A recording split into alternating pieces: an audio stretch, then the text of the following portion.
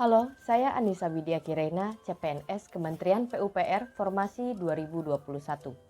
Kali ini saya akan menyampaikan paparan mengenai pemahaman, refleksi diri, dan ujuk tekad penerapan nilai akuntabel dan kompeten. Core Value ASN telah diresmikan dengan nama berakhlak yang meliputi berorientasi pelayanan, akuntabel, kompeten, harmonis, loyal, adaptif, dan kolaboratif. Kali ini saya akan memfokuskan bahasan pada dua nilai, yaitu akuntabel dan kompeten. Dalam konteks ASN, akuntabel berarti ASN berkewajiban untuk bertanggung jawab atas segala tindak dan tanduknya sebagai pelayan publik kepada atasan, lembaga pembina, dan lebih luasnya kepada publik. Akuntabilitas meliputi 5 aspek yang diantaranya, akuntabilitas adalah sebuah hubungan antara individu, kelompok, ataupun institusi dengan negara dan masyarakat. Akuntabilitas berorientasi pada hasil berupa perilaku ASN yang bertanggung jawab, adil, dan inovatif. Akuntabilitas membutuhkan adanya laporan kinerja. Akuntabilitas juga memerlukan konsekuensi yang dapat berupa penghargaan atau sanksi. Akuntabilitas memperbaiki kinerja ASN dalam memberikan pelayanan kepada masyarakat. Tiga fungsi utama akuntabilitas publik meliputi menyediakan kontrol demokratis sebagai peran demokrasi, mencegah korupsi dan penyalahgunaan kekuasaan sebagai peran konstitusional, dan meningkatkan efisiensi serta efektivitas sebagai peran belajar. Akuntabilitas dan integritas merupakan dua konsep yang menjadi landasan administrasi sebuah negara. Bentuk perilaku yang mencerminkan nilai tersebut sudah dan akan terus dilakukan oleh insan PUPR dalam menjalankan tugas dan kewajibannya, seperti kemampuan melaksanakan tugas dengan jujur, bertanggung jawab, cermat, disiplin, dan berintegritas tinggi, kemampuan menggunakan kekayaan dan barang milik negara secara bertanggung jawab, efektif, dan efisien, kemampuan menggunakan kewenangan jabatannya dengan berintegritas tinggi. Nilai yang kedua adalah kompeten.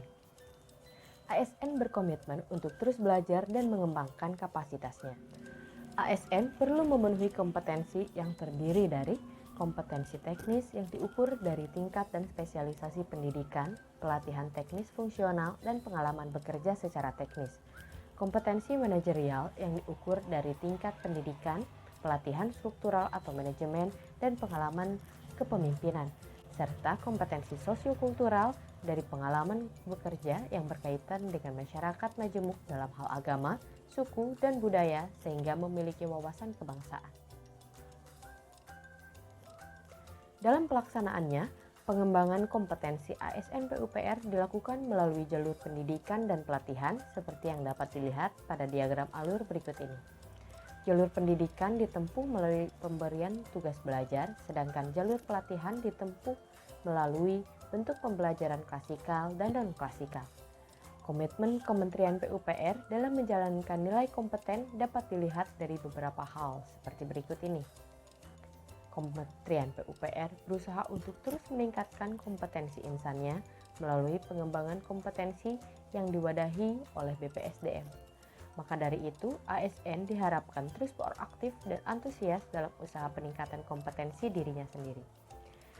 Berbagai hal dapat dilakukan untuk membantu orang lain belajar, seperti pengarsipan dokumen yang mudah diakses untuk kemudian jika diperlukan oleh orang lain, dan secara aktif berbagi pengetahuan. Kementerian PUPR berbagi informasi melalui berbagai media seperti media sosial, seminar. ASN dituntut untuk memberikan upaya terbaik dalam melaksanakan tugasnya. Beberapa tips dapat dilakukan seperti mewujudkan pengetahuan yang bertumbuh menjadi karya nyata, berkarya terbaik sejalan dengan tujuan hidup, dan menjaga semangat berkarya.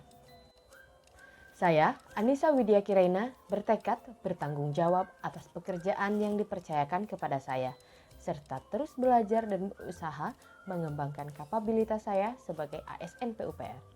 Saya ASN PUPR dengan bangga melayani bangsa dan sigap membangun negeri.